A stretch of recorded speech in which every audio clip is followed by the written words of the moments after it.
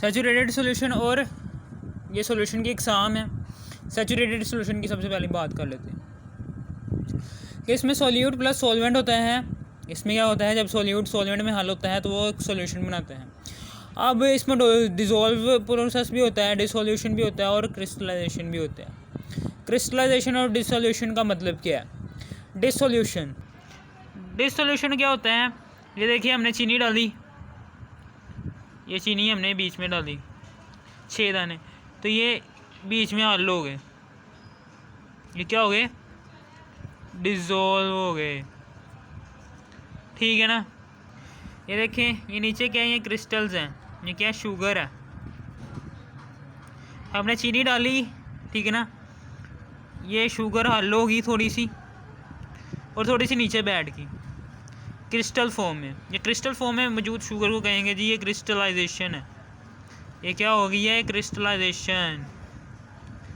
जब, ठीक है ना, समझ आ गई आपको?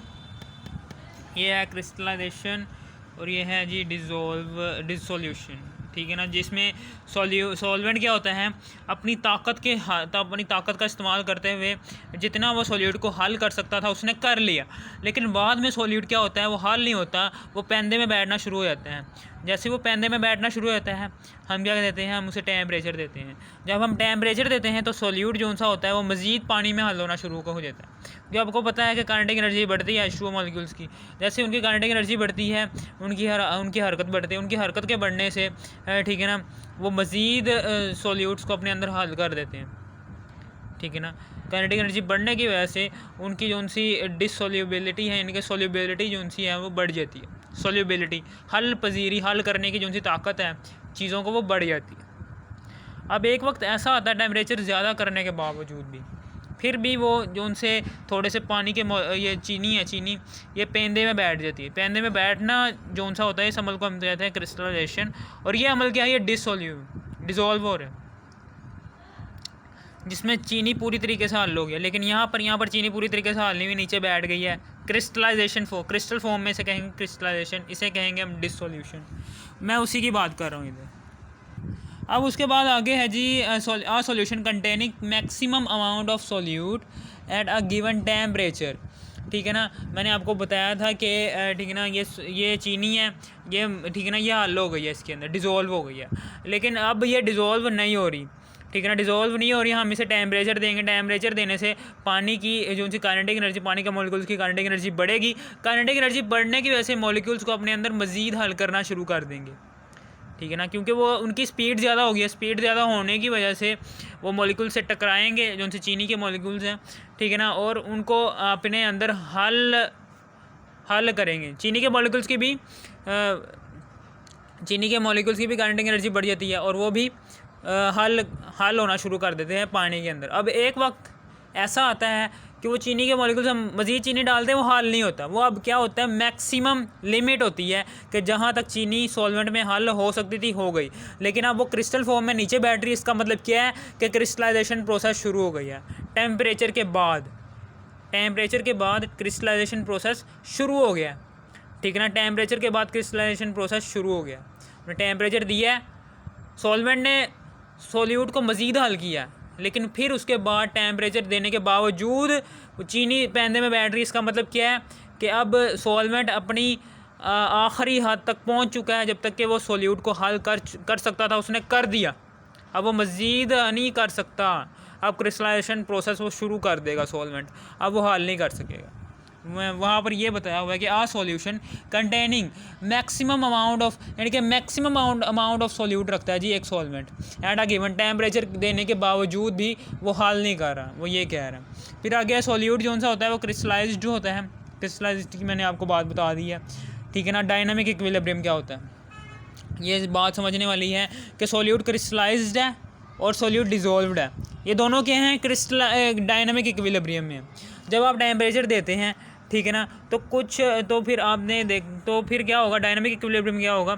ये इक्वल अमाउंट ऑफ, यानी कि ये जो सी है ना, इक्वल अमाउंट ऑफ, यानी कि जो सी पेंदे में बैठी हुई है ये चीनी क्रिस्टल फॉर्म, ये क्या होगी? पानी में हल होगी, और पानी में हल हुई चीनी क्या हो जाएगी? वो पेंदे में बैठ जाएगी।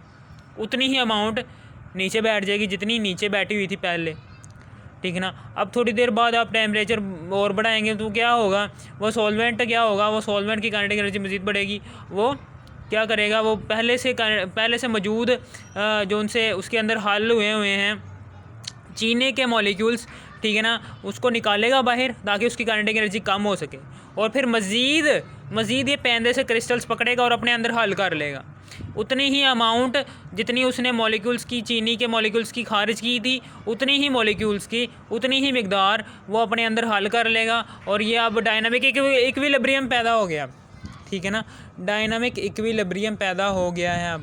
अब ये डायनामिक इक्विलिब्रियम पैदा होती है, ये क्रिस्टलाइज्ड फॉर्म है, ये सॉल्यूट की डिज़ोल्व्ड फॉर्म है, इन दोनों में डायनामिक इक्विलिब्रियम पैदा हो गया। अब crystallisation and dissolution continues at a given temperature, ये दोनों चलते रहते हैं गिवन टेम्परेचर पर। जब आप टेम्परेचर देते रहेंगे, ठीक है ना, शुगर पानी के मॉलिक्यूल से शुगर की उतनी ही मिकदार को हल करेंगे जितनी वो कर सकते थे, और उतनी मिकदार वो नीचे क्रिस्टल में बिठा देंगे, और फिर उसके बाद आप मज़ीद टेम्परेचर देंगे, वो क्रिस्टल में बैठी हुई जो सी चीनी है वो मज़ीद उसे हल कर लेंगे, और जो सी अपने अंदर उसने हल की हुई है चीनी उसे फिर नीचे फेंक देंगे पेंदे में, ठीक है ना। इसका मतलब क्या है कि कांस्टेंट हो जाएगी, ठीक है ना, जो सी सोलिबिलिटी है, सोल्यूबल करने की जो सी ताकत है पानी की, वो कांस्टेंट है, कांस्टेंट लेवल तक कांस्टेंट है, ठीक है ना। वो पानी जो सा है वो चीनी को अब हल कर चुका है, वो बार बार उसी मिकदार को ही हल करता रहेगा, ठीक है ना, वो बार बार उसी मिकदार को हल करता रहेगा, और उसी मिकदार को हल करने के बाद वापस से ही उसी मिकदार जो सी उसने हल की हुई है उसे भी पेंदे में बिठाता रहेगा। दोनों में क्रिस्टलाइजेशन और डिसोल्यूशन में एक इक्विलिब्रियम कायम हो जाएगा, उतनी ही मिकदार हल करेगा और उतनी ही मिकदार ये क्रिस्टल फॉर्म में तब्दील करेगा, एक इक्विलिब्रियम पैदा हो जाएगा जिसे हम कहेंगे डायनामिक इक्विलिब्रियम। इसमें क्या होता है, net amount of solute dissolved in solvent is constant, net amount of solute dissolved in constant, यानी कि सॉल्वेंट में जो सी सोल्यूट की मिकदार हल हो रही है ना वो कांस्टेंट रहेगी। अब net amount of solute crystallised form in solvent, जो सॉल्वेंट में क्रिस्टलाइज्ड फॉर्म में सोल्यूट पड़ा हुआ है वो भी कांस्टेंट रहेगी, दोनों एक जैसी रहेंगी, ठीक है ना। सॉल्वेंट के पानी के मॉलिक्यूल्स कांस्टेंट मिकदार होगी, ठीक है ना, कांस्टेंट मिकदार है, ये देखें कांस्टेंट मिकदार है कि पानी जो सा होगा वो अपने अंदर सोल्यूट को हल करेगा, सोल्यूट को हल करने के बाद उसे हल करेगा और उतनी ही मिकदार को वो नीचे फेंक देगा क्रिस्टल फॉर्म में, और फिर बाद में थोड़ी देर बाद क्या करेगा, टेम्परेचर जब हम और बढ़ाएंगे वो क्रिस्टल फॉर्म में मौजूद सोल्यूट को पकड़ेगा और उसके फिर से हल करेगा, और अपने अंदर से फिर सोल्यूट वो बाहर निकालेगा, ठीक है ना, जो उसने हल किया हुआ था पहले वो बाहर निकालेगा, वो फिर क्रिस्टल फॉर्म में तब्दील होगा कांस्टेंट, फिर उसी में जो सी पहले मौजूद थी उसको अपने अंदर हल कर लेगा। यही प्रोसेस बार बार चलता जाएगा और डायनामिक इक्विलिब्रियम कायम हो जाएगा, ठीक है ना। ओके, समझ आ गई। अब उसके बाद आ गया unsaturated solution. Unsaturated solution a solution which contains lesser amount of solute than that which is required to separate it at a given temperature. Such solution have more capacity to dissolve further amount solute. इसका मतलब क्या है कि solvent के अंदर हल तो हो रहा है, लेकिन अभी भी उसके अंदर हल करने की ताकत है। यानी कि जब आप एक पानी लेते हैं उसके अंदर चीनी डालते हैं और वो चीनी को, ठीक है ना, मैक्सिमम हद तक ले जाते हैं कि जहाँ तक चीनी मज़ीद हल नहीं हो सकती, फिर आप टेम्परेचर देते हैं, टेम्परेचर देने के बाद सॉल्वेंट की सोलिबिलिटी बढ़ जाती है, हल करने की ताकत बढ़ जाती है, ठीक है ना। अब आपने उसके अंदर सोल्यूट नहीं डालना, अब आप मज़ीद सोल्यूट डालेंगे तो वो क्या बन जाएगा, सैचुरेटेड बन जाएगा, ठीक है ना। आपने उसे अनसैचुरेटेड रखना है, यानी कि अभी भी उसके अंदर सोल्यूट डाल सकते हैं आप, ठीक है ना। वो वाली ताकत आपने रखनी है उस सॉल्वेंट की, बचा कर रखनी है, उसे कहेंगे अनसैचुरेटेड सॉल्यूशन, कि जिसमें मज़ीद आप सॉल्यूट को ऐड करके उसे सॉल्वेंट में मिक्स कर सकते हैं, ठीक है ना। उसे कहते हैं जी अनसैचुरेटेड सॉल्यूशन, जो कि सैचुरेटेड से उसने कम, सैचुरेटेड सॉल्यूशन में क्या था, वो अपने लास्ट हद तक पहुंचा हुआ था, लेकिन अनसैचुरेटेड में लास्ट हद तक नहीं पहुंचा होता, उसे थोड़ा सा पीछे रखते हैं सॉल्यूशन को ताकि मज़ीद सॉल्यूट उसमें हल हो सके, ठीक है, समझ आ गई आपको। अब फिर आ गया है सोडा वाटर और सी वाटर। सी वाटर में सैचुरेटेड है ये सी वाटर, क्योंकि आपको पता है कि सी वाटर बहुत ही ज़्यादा वो क्या होता है, नमकीन होता है। जैसे आप पानी पीते हैं समुंदर का, वो आपकी किडनीज़ को ख़राब कर देता है, डैमेज कर देता है। वो हाई टेम्परेचर पर उसके अंदर सॉल्वेंट कौन सा हल हुआ है, सोडियम क्लोराइड, पानी नमक हल हुआ होता है, बहुत ज़्यादा नमकीन होता है। ठीक है ना, वो सॉल्वेंट जो सा होता है वो अपने लास्ट हद तक पहुंचा होता है, जहाँ तक उसने सॉल्यूट को अपने अंदर हल करना था, तभी आपकी किडनीज ख़राब हो जाती हैं। ठीक है ना, नॉर्मल जो सा आप पानी बनाते हैं वो आपको इतना ज़्यादा डैमेज नहीं करता जितना समुंदर का पानी डैमेज करता है आपकी किडनीज़ को। इसका मतलब क्या हुआ कि सैचुरेटेड सॉल्यूशन है वो बहुत ज़्यादा अपने अंदर सॉल्यूट रखता है, जिसकी वजह से वो बहुत ज़्यादा अपने अंदर NaCl नमक रखता है, जिसकी वजह से आपके जो उनसे किडनीज़ हैं वो ख़राब हो जाएंगी बानिस्बत आपके किचन में बनाया हुआ जो सा पानी और नमक का सॉल्यूशन है, उसके अंदर कम होता है सॉल्यूट।